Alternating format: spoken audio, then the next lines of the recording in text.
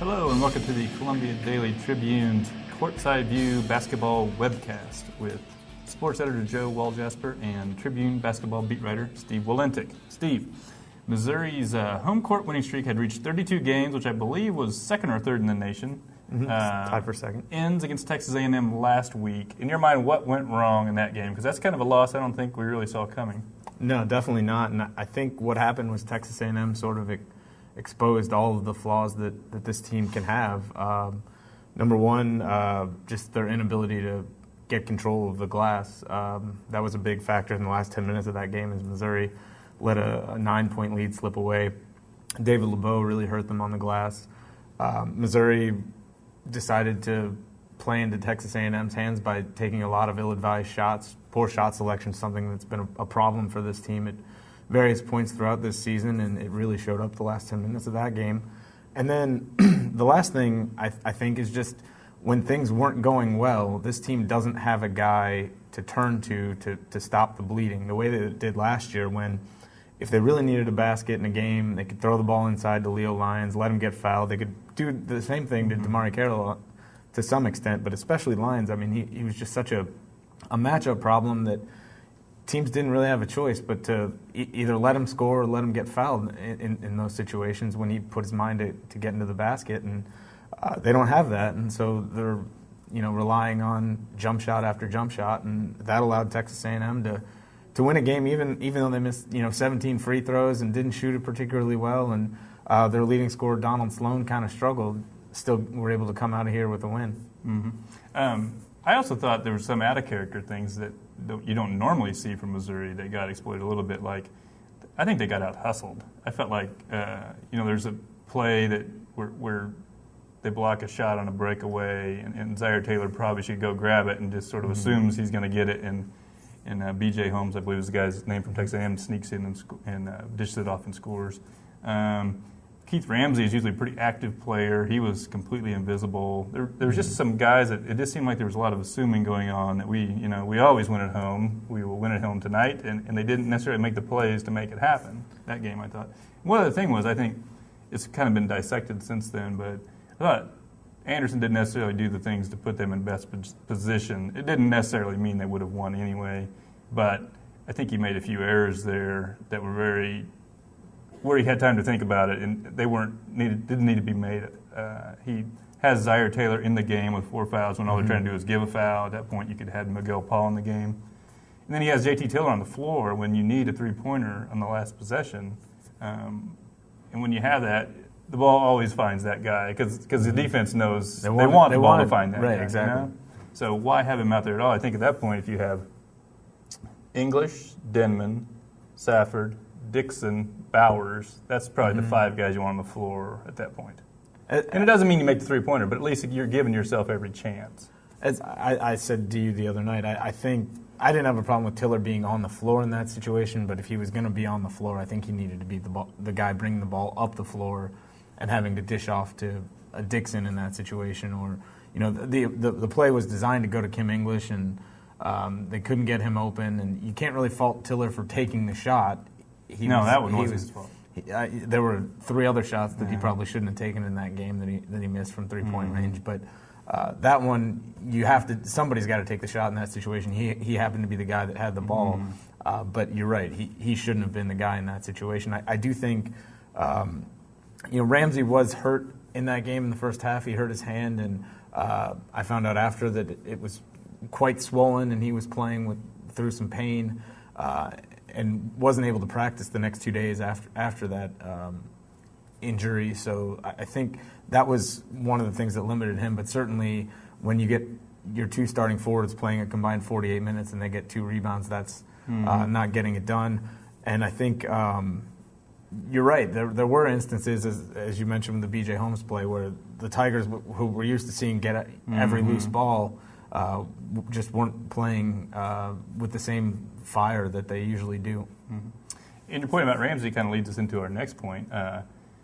Lately, Steve Moore has been getting a little bit more playing time and has been, he doesn't wow you with his stats or anything, but he seems to be competent, fairly productive in that short amount of time. Do you think he's becoming a guy that you could play a little bit more where, if Safford isn't going to rebound, you might be willing to put him in and you're not necessarily going to lose anything? What's your feeling on that? I think for sure. I mean, we saw that on Saturday against Colorado where he had to play in the first half because both Safford and Lawrence Bowers got their second fouls less than 5 minutes into the game. And so he ended up playing 12 minutes, which is more than he's played in some Big 12 games this season. Mm-hmm. And, he had 4 points and 3 rebounds and a block shot and an assist. And, again, those numbers aren't going to overwhelm you, but he didn't look lost out there. And I think it certainly would be a benefit to this team if they could have a fourth forward. Last year, Bowers would come in spot duty, and he was their fifth forward. Mm-hmm. This year they've been really relying on 3 guys to play the bulk of the minutes, and those guys haven't all been very productive. So I think any help that they can get is a good thing, especially when you look at the schedule going forward. There are some bigger teams coming up, starting with Iowa State tomorrow night. You got Baylor this weekend, Texas next Wednesday, and Kansas at the end of the season. I mean, those are teams that have more size than Missouri, and if Steve Moore can give them anything, even if it's 10 minutes a game, I think that could definitely be a plus, and I would expect that we're going to see him play more often. Mm-hmm. Halfway through the Big 12 schedule, Missouri 5-3 in the Big 12. Let's revisit their NCAA tournament chances. What do you think it will take for them to get in, and do you think they'll get that done? Well, I think they're in fairly good shape right now. I think we've said all along, and I think we've agreed that 9-7 is sort of the magic number, and that means going 4-4 in your last 8 games, and that's certainly doable. I don't think there's a lot of margin for error, and I do think the last 8 games are tough with trips to Baylor and Kansas State that look very difficult as far as I'm concerned. You also have home games against Kansas and Texas, and I know Texas has been struggling, but they're a team that can certainly give Missouri some matchup problems with their size if they can get their guard play figured out at all. So I don't know that it's a given that this team's a tournament team, but I certainly think it has a good chance right now. The RPI right now is 47. I think it actually went down after playing Colorado, even though they get a road win, which is important. And I think one thing that's hurting them in terms of not having a lot of room for error is that they didn't do a ton of impressive things in the non-conference part of the season. Their best win was against Old Dominion, and that's not going to blow anybody away. But they've, for the most part, done the things that they've needed to do last Wednesday notwithstanding. And I think as long as they are able to split these last 8 games, I think they should be in good shape. Now, as of I think yesterday, you mentioned Big 12 is the number 1 RPI conference, so you would think a 9-7 team or top half team certainly would get in if that were the case. Now, I think Texas kind of taking a free fall has hurt our image of what we thought the Big 12 was maybe back in December, where you had Kansas and Texas 1 and 2. But Kansas State is probably better than anybody really imagined then. So I think Baylor is too. And Baylor is quite a bit better. So I guess I kind of see as some of the key games going down the stretch here being Texas at home, and then can you at least do no worse than split when you go to Iowa State and Nebraska. Mm-hmm. And then you obviously have to win at home against Iowa State and Colorado. Yeah. I think if you can win 2 out of those 3 games I mentioned, you're probably going to end up 9-7 and be in pretty good shape. Mm-hmm. Lastly, been a lot of talk lately, and including some sources reporting it as a done deal, that the NCAA tournament is going to expand from 65 teams to 96, based on the NCAA wanting to renegotiate their $6 billion contract and get something even better than that. What's your thoughts on the idea of expanding the NCAA tournament? Because it's something you've written about in your blog. I wrote about in the paper today. Just your thoughts about it. Well, I think this is something I'm honestly, I'd be surprised if this doesn't happen at some point, some sort of expansion, just because I do think the television partners are going to want this, and I think that's going to make it happen. This thing is going to be driven by finances. Coaches are understandably in favor of it.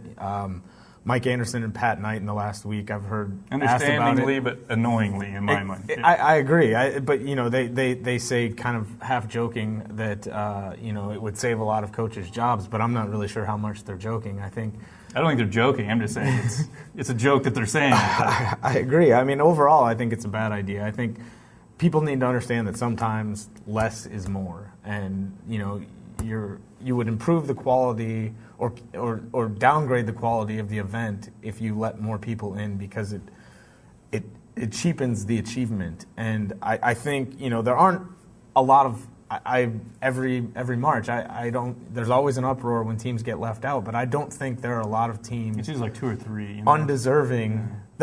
In fact, I would argue there are never undeserving teams that don't get in, because if you really deserve to be there, you would have done enough that it wouldn't even be an argument. And if you look, last year there was one team that made the Sweet 16, seeded lower than 5th.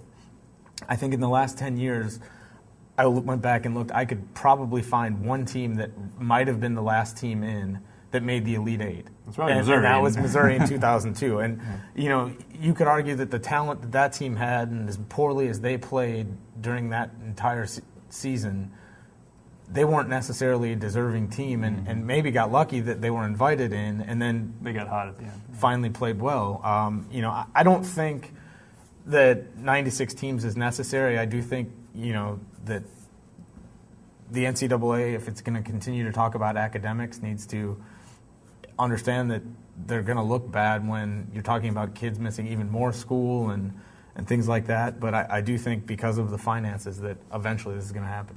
Because it all comes down to what the power conferences want. Now, the argument they always make against a football playoff is, well, we don't want them to miss this extra bit of school. Well, you're going to be missing an extra bit of school if you add an extra round to the NCAA tournament.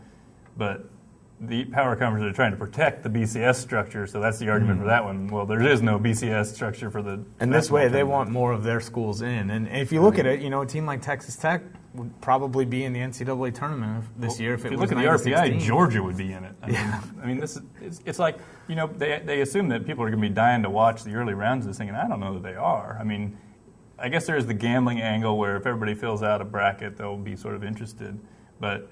This would be the equivalent of some of these first-round conference tournament games. I mean, it's going to be the equivalent of Texas Tech against Oklahoma State in the first round. I mean, those two teams won't play, but those caliber teams, I don't know that people are dying to see it. I also think you're making it harder to actually determine who the best team is, because if somebody has an off night, in the second round. Well, there is no reward for the regular season at this point. It's exactly. just a joke. I mean, and I think it could really actually hurt attendance in the regular season because none of these games are really going to matter. I think you just kind of get a feeling in your bones of when you got an event, you got it just right, and I think now you're tampering with it. And they've done it a million times before, and it's worked out okay, but I just think you're taking it one step too far. I agree. All right. The Cranky Old Men will be back next week to discuss Missouri's game against Iowa State and road trip to Baylor.